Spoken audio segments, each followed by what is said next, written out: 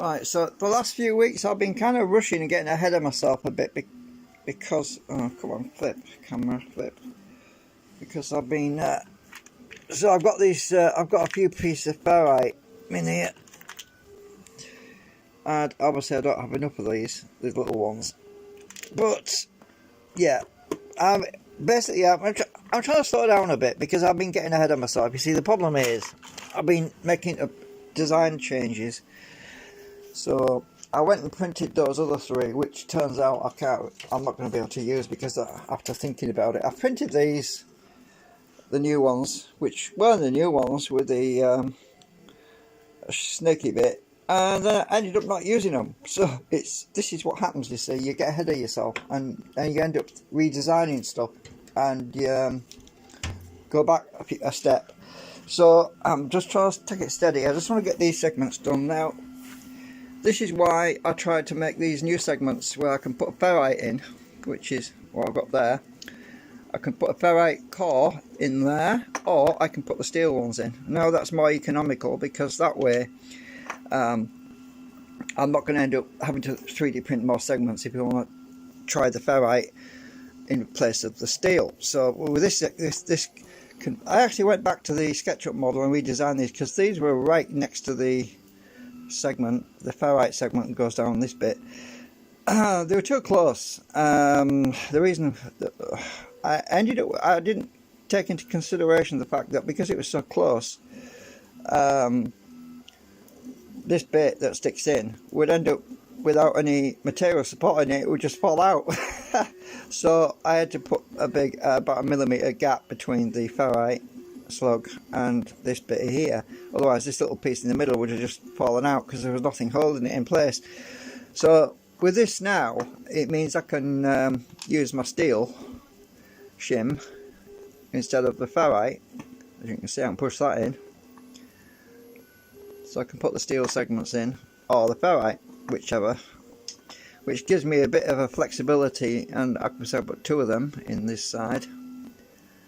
So we can put that one in the bottom one, or in the top one. I can put one in both, or we could just use the ferrite slug instead, like that, which gives me a bit more flexibility.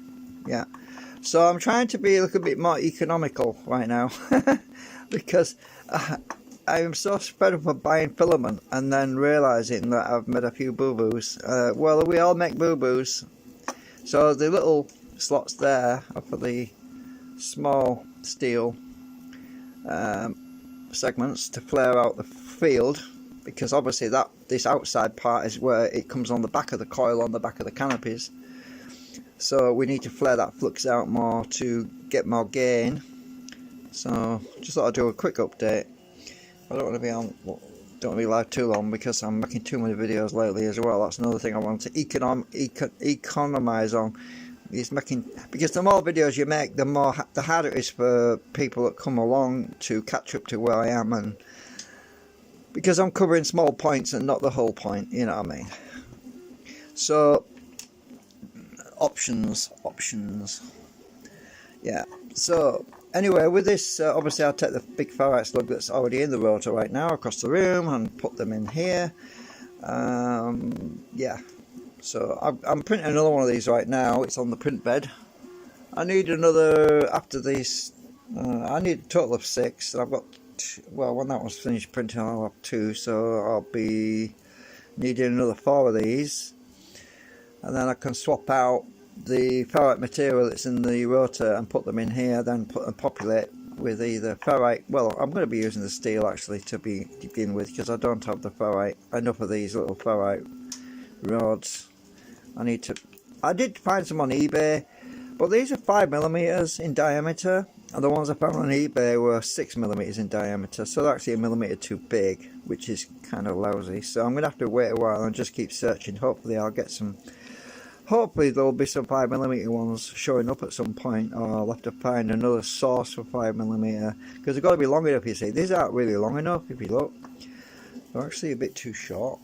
They don't reach all the way through. Ideal 25mm long, but these are only 20mm long. I did find a source for 25mm long slugs, but as I said, they're 6mm wide and not 5mm wide. They'll probably go in when I acetone treat these and squeeze them in with a vice. They'll probably go in, but yeah, it's just an option anyway right now. It's just not definite.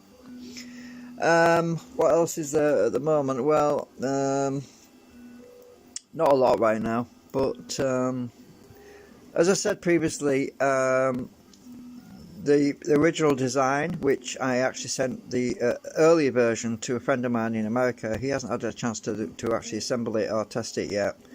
Magnetron, he hasn't had a chance yet because he's been very busy with other things, but I'm sure eventually he'll get to it.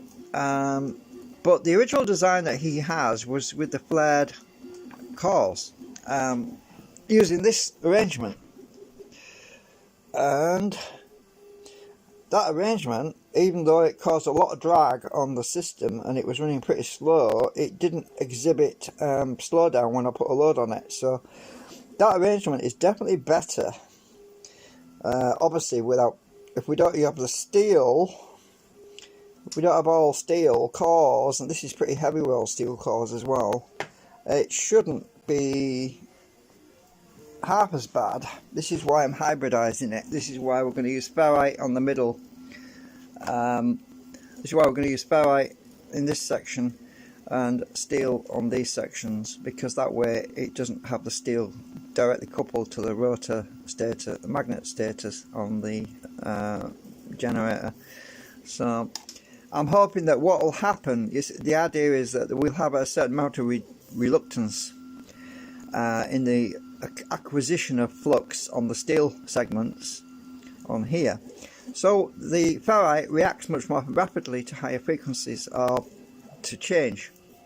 So the ferrite will change almost instantaneously, but the steel will lag.